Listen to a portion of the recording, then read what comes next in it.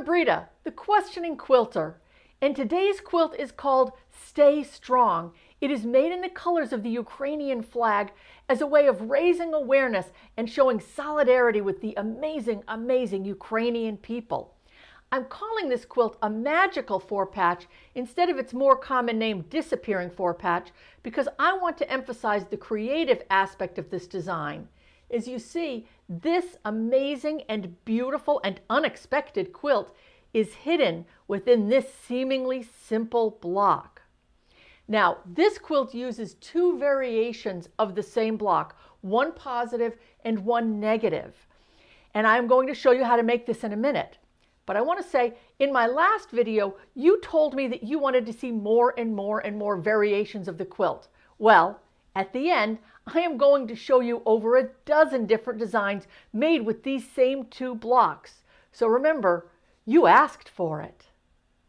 To make this quilt, we're going to need 36 four-patch blocks. And the easiest way I find to do this when I've got a lot to make is I will cut a strip the entire width of the fabric, one light, one dark. In this case, it's 5.5 inches. We're going to put them right sides together, just like this. We're going to sew a 1/4 inch seam right along here. And then once it's sewn, you have a real long strip just like this. Now we're going to cut this into 5.5 inch segments. Now when we line this up, the most important thing to do is to make sure that this bottom is lined up straight. So I'm going to make a cut. Now, if for some reason when you're cutting along, it gets to be a little out of whack and it's like a little turned one way or the other, the important thing is that this bottom is square so that when it opens up square. If it's a little off, then cut it a little bigger and come back and trim this side. That's what's the most important. So then we're going to open these up. I just finger press them to the dark. Put them together and sew them. And once they're done, you'll have 36 four-patches that look just like this. Once the four-patch blocks are sewn, they should measure 10.5 inches by 10.5 inches, good. And we're going to make 4 cuts, each of them 1 3/4 inches from the center seam.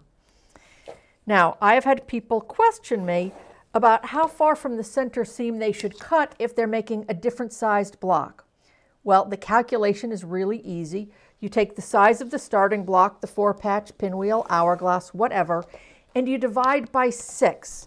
So this is 10.5 divided by 6 is equal to 1.75, which is 1 3/4. Now, if this were a 12-inch square, well, then you would cut 2 inches from the center.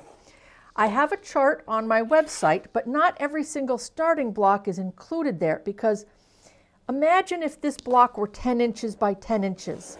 Well, 10 divided by 6 is 1.666, and there's no mark for that on my ruler, so I don't include it in the chart. We now have 9 perfectly square little pieces. We're going to be making 2 blocks from these same pieces, one positive and one negative. But first I want to point out that we have 2 yellow squares, 2 blue squares, 4 of these little rectangle or bar or cute little flags, and 1 four-patch. So we're going to start by putting this four-patch into the upper left corner. We're going to make it so that the blue goes diagonal, upper left to lower right. We're going to take the other 2 blue squares, and we're going to continue this diagonal. So we have a diagonal line going from upper left to lower right. We're going to take the 2 yellow squares and put them on either side of the four-patch. Okay? Yellow, blue. Now we just have the 2 sides to do, and this is where these bar blocks come in. We are going to line them up so the yellow is to the outside, the blue is on the inside. Again, the yellow is on the outside, and see how it makes this straight line? We're going to do the same on the bottom with the blue up and the yellow down, again, making this straight line. And to me, this looks like the cross section of a flower that's just opened up. So these are the petals, this is the center, and these are the little bits that hold the pollen. And once it's all sewn together, it looks like this. you have a blue flower on a yellow background. The second block starts exactly like the first block, except it's going to be what I call a negative image. And really all that means is that the light and dark fabrics are reversed. So we're going to start with the 4-patch and put it in the upper left-hand corner, just like last time. But instead of blue being from the upper left to lower right, it's going to be yellow. So we're making the diagonal line with the yellow fabric right here. We're going to take the blue fabric and we're going to put that on either side of the 4-patch, just like this. And again, we have the two sides. We're going to take the bar blocks and we're going to put them so that the dark is to the outside this time, and the yellow, or the light, is on the inside. See how you're making the straight line? We do the same on the bottom. Dark to the bottom, light to the top. And again, it looks to me like a flower opening up. And when it's all sewn together, we get a yellow flower on a blue background. Once the blocks are made, then comes the fun part, where we're going to put them together. Now, we have one blue flower. Here it is. We have this pointing down. Now this is going to be the center of a 4-block motif. So the flowers are pointing to the center. So we have a yellow flower that's also pointing to the center. We're going to take the next blue one and put it here. So you can see the blue flower is pointing up to the center. And then finally, the yellow one. So each of these 4-block motifs have 2 yellow flowers and 2 blue flowers. And you can see what a great design they make. Now, as if that weren't enough, these motifs can be put together 2 different ways. So here's the first way. If we take this blue corner and we make this the center of a 4-motif motif, you can start to see another design showing up here. Now, I asked my friends which way they liked, and I truly got 50-50 split, where half of my friends liked this layout the best. And I can see why they like it, because look at this cool design that you get in the middle. And here's what it looks like if you were to make the whole quilt like this. Now, I decided that I wanted a more straightforward design. So I am just going to take these blocks, and instead of turning them, they're just going to be just the way you made them. So upper left corner, we're going to turn this one. So it's in the upper left corner. All of them are put just exactly the same way. And you get a much different design in the middle, which is what I ultimately chose. And once it's all put together, it will look like this. I love the look and feel of this quilt, how your eye can be drawn to the different motifs or the blue and yellow diagonal lines. It's 54 by 54, so it makes a great lap quilt. And for those of you wondering why I don't make bigger quilts, well, as you can see, this is the largest quilt that'll fit on my design wall and still let me talk to you. The fabric requirements are all in the description. Now, for the variations, they are all going to be different layouts using these exact blocks. I'm going to start by demonstrating a design made just with the positive motif, then show you what it looks like with the negative motif, and then show you blocks that use half positive and half negative ones. So now we're going to make the exact same quilt, but only using the blue flowers. And we start off doing it exactly the same. We make the center of the flower point to the middle of the motif. I'm going to take 4 of these and put them together, just like you saw, but because they're all the same color, we're getting a different design. And one of the things that I think is just so much fun is seeing how these appear. Now, this isn't all, because as you put these together, these corners will form another motif.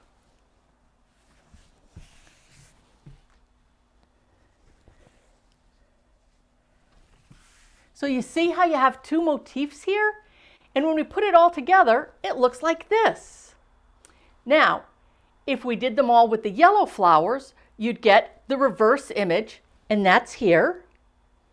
Now, if you did 4 blocks with the blue and 4 blocks with the yellow and 4 blocks with the blue and put them all together, well, this is what it would look like.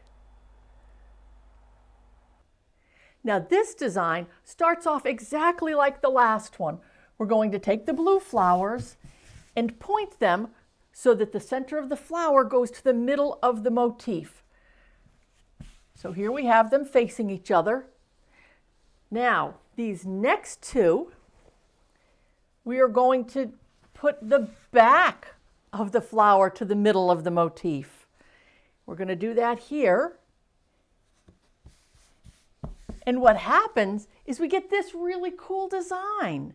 Now, as we continue to build it out, you'll see that this design continues. So here it's from the upper right to the lower left.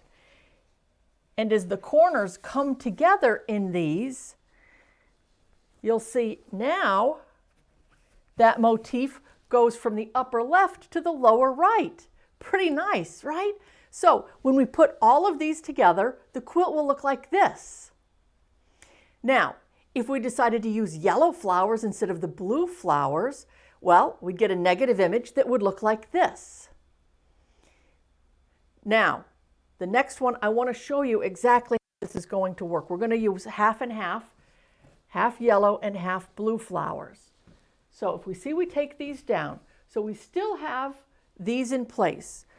So what we're going to do here is that for this block, the flowers that point in are going to be yellow flowers, and the flowers that point out are going to be the blue flowers. So this is the 4-block motif. And when you continue it around, you end up with this amazing blue motif, but it's then reflected negative here in the yellow. And when we put it all together, this is what it looks like. And to be truthful, this one is my son's favorite out of all of the designs. Now this design is a little different in that it doesn't form any sort of real big fancy motif when it's all put together. To my mind, it's more a modern quilt, but I'm sure the modern quilters out there will tell me if I'm using the correct terminology. Thank you very much. So what I'm doing here is I am making diagonal stripes. So this diagonal stripe has them all pointed down, as you can see. This diagonal stripe is going up, and then the next one would go down. Now, once this is all put together, the quilt looks like this. Now, of course, if we use the yellow flowers instead of the blue flowers, the quilt would look like this. And I tried alternating blue and yellow, and well, not everything works, right? So this design, I'm going to start with the yellow flowers just because I think it looks better with the yellow flowers. So we're going to start off, it's going to be just the same. We have the center of the flower pointing to the middle. Put the second one in just the same. Now, here's where it gets different. I'm going to take this and look how I have this pointed up and out. That's up to the left. And we're going to make this one up to the right. And if we continue this out, we're going to see this one comes together like this. The next one is going to go out like that. And see, they look kind of like either right side up and upside down trees or gears going. Anyway, this is what it would look like if it were all done. Now, if we changed it to the blue flowers, this is what it would look like. Now, if we made 2 rows with the blue flowers and 2 rows with the yellow flowers and 2 rows with the blue flowers, here's what that would look like. This last design I came up with by accident. I was just playing around on the design wall, which I think is always just a fun thing to do. And I started off making the motif that has the flowers with the back to the middle. If I want to think of it like a bouquet where all of the flowers are pointing out, I put 4 of them together, and you saw this motif on one of the earlier designs. And I liked it, and I thought, what if instead of just continuing with this same motif, I mixed it up and I put the other motif, which has the flowers going to the center, which is the original design, if you remember. So we're going to put these here. So I'm sure you all remember this motif, right? So we've got the flowers going out and the flowers tipping in. Now, we're going to continue this all the way around. I'm going to take the time to show you the steps all the way around because I think this is a really pretty quilt. In this way, if somebody wants to make it, they'll have enough information. So we're going to put this one down here.